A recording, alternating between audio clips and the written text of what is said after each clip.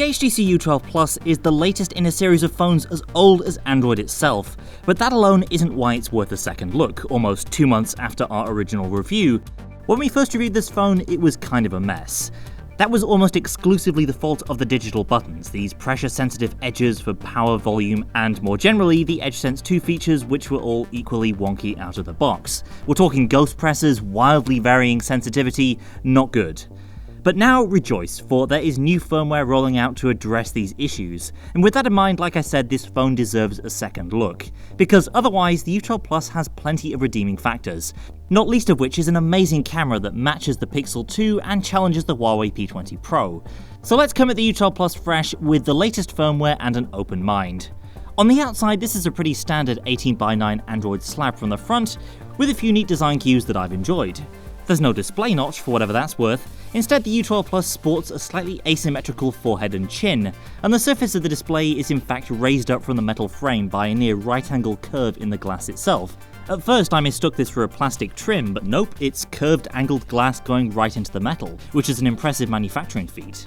Just try not to drop it on one of those glass corners, it probably won't end well.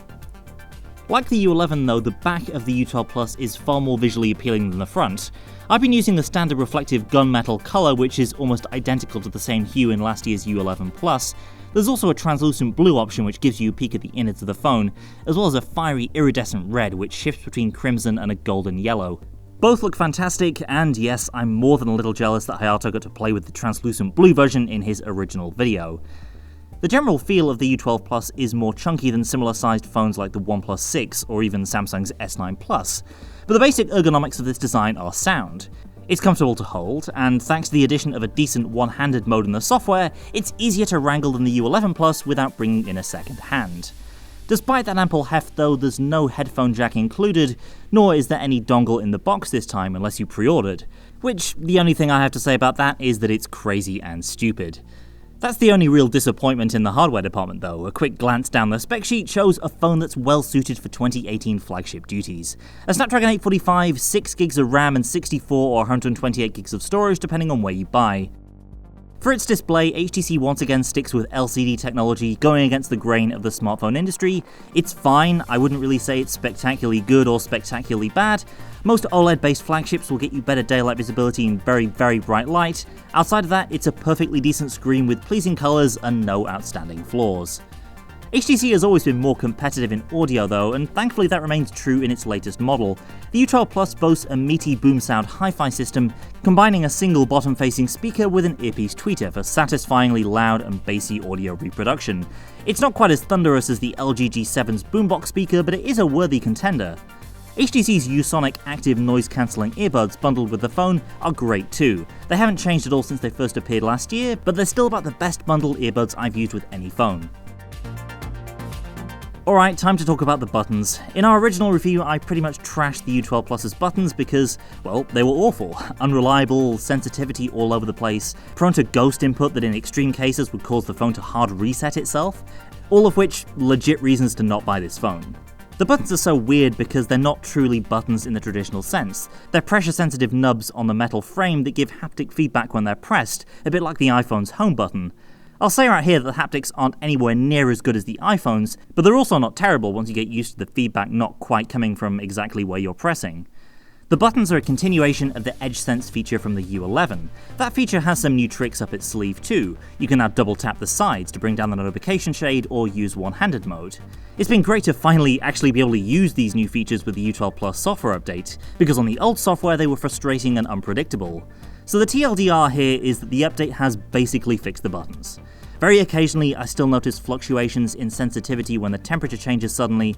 It's 99% reliable, not quite 100%, but it's to the level now where I'm fine with it. That said, I do still prefer real buttons, and I feel like the saga of the past couple of months with these buttons has done more harm than good. If the phone had shipped with this newer software, I think HTC could have saved itself a lot of bad publicity. Battery life was the other thing that was not so great on the old firmware, and the new update makes some important improvements here too. Battery life was kinda all over the place before, but it's settled down considerably on the new update to the point where it's landed at that sweet spot for an easy full day of use. Day to day, I'm getting around 16 hours between charges with 4 to 5 hours of screen on time. Not mind-blowing, but certainly acceptable. It about matches what I get from the OnePlus 6 or Galaxy S9 Plus, with a little bit of a harder hit when the screen is running in daylight at full whack. No wireless charging, but you do get Quick Charge 4 support assuming you have your own compatible plug. The bundled one only does Quick Charge 3.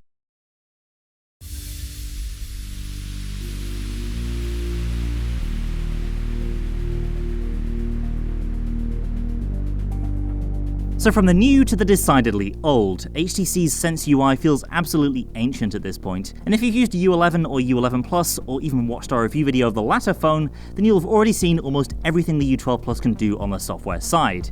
Sense still runs on Android 8.0 Oreo, with an updated Android P promised in the future. Otherwise, it's another year with virtually no changes in the way HTC Sense looks or functions. On one level that's fine, Sense is so close to stock Android now that there's not really much need for surface level changes. On the other hand, Sense is still littered with the dregs of older software versions. As we've noted in earlier reviews, many core apps like Weather, Contacts, Messages and the Dialer haven't changed in more than 3 years.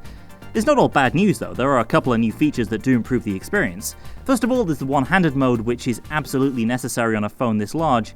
It's activated with a double tap on the bezel or a triple tap on the home key, and the U12's dual front cameras help to enable Face Unlock, which is as quick and reliable as it is on rivals like the OnePlus 6. HTC software can also light up the display for better face detection in darker conditions. Beyond those few upgrades, this is a fast, relatively clean Android UI that's in dire need of a facelift. It's easy to ignore the older, crustier bits of Sense by using a third-party launcher, as I am here, but ultimately HTC just needs to go all in on a near-stock Android experience, like OnePlus's Oxygen OS, or truly differentiate its software with a completely new look that isn't 4 years out of pace with the competition. If HTC's still making phones next year, then hopefully we'll see one of these too. One reason HTC should keep making phones is the quality of its cameras. This dual camera array around the back can absolutely go toe-to-toe with the Galaxy S9 Plus and Huawei P20 Pro, and in some cases come out on top. HTC combines a 12-megapixel main sensor with an f1.75 lens and optical stabilization with an f2.6 16-megapixel telephoto camera. The telephoto has smaller pixels on the sensor and no OIS, on paper a disadvantage compared to Samsung's zoom camera. But HTC's secret sauce is its HDR boost function. This brings out awesome fine detail and high dynamic range, even in very challenging situations, and it does it on all 4 of the cameras. It's a lot like Google's HDR Plus on the Pixel phones, which probably has something to do with why it's so good. Though I've noticed that in darker conditions, HTC software will favour grainier output in order to produce a brighter looking shot. Whether that's good or bad is mostly down to personal preference. Some people may prefer the softer but less noisy output of Samsung's Galaxy S9 Plus. As good as it is though, HTC can't quite match the Huawei P20 Pro's insane handheld long exposure mode for low light shots. HTC has also built out its own software Bokeh mode, which doubles as a portrait mode on the U12 Plus, adding in artificial lens blur. On the whole, it's technically proficient. I've captured some really impressive shots of people, food and pets using HTC's Bokeh mode. The end results are a little better than the Pixel 2, and on par with what I've seen from the Huawei P20 series. It's also possible to edit the level of blur after the fact in Google Photos, though this option is buried behind a few layers of menus.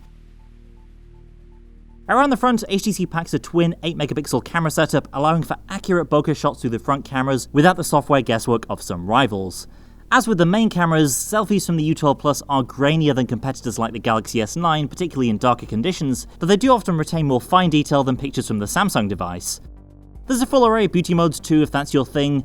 Outside of that, my only complaint is that sometimes HDR Plus will overcook shots from the front cameras, crush shadow details a little bit too much, and generally make you look like a vampire from an Elder Scrolls game. The U12 Plus's cameras also aren't the fastest generally. The app is frequently slower to load than most rivals, and processing times for HDR boosts are a little on the long side. The trade-offs with patience are worth it, but on a couple of occasions I've missed shots due to the camera taking too long to fire up, or otherwise crapping out when the post-processing misfires. This is nitpicky stuff though, and overall I've been really impressed with what this phone has to offer in the camera department. So the bottom line is that the new firmware basically transforms the U12 Plus from a bad phone into a good phone. There are the usual quirks that you get with every handset, but nothing deal-breakingly bad. The fundamentals are solid, performance is fast, and the cameras are very impressive. But what's also worth considering is HTC's pretty dire track record for customer support. Tales of phones going missing for months at a time in the bowels of the company's repair system are common, and if you're blowing $7.99 on a handset, you need to know you're not going to be left in the lurch if something goes wrong. Same deal with software support. When a company hits on hard times, firmware updates are often the first thing on the chopping block. There's also the question of HTC's future in general, and how long the inertia that's sustaining the company can last.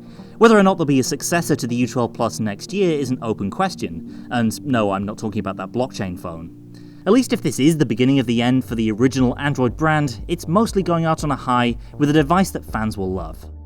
That's it for now. Check out our updated review on AndroidCentral.com and subscribe here on YouTube so you don't miss our future coverage. Thanks for watching, and I'll see you next time.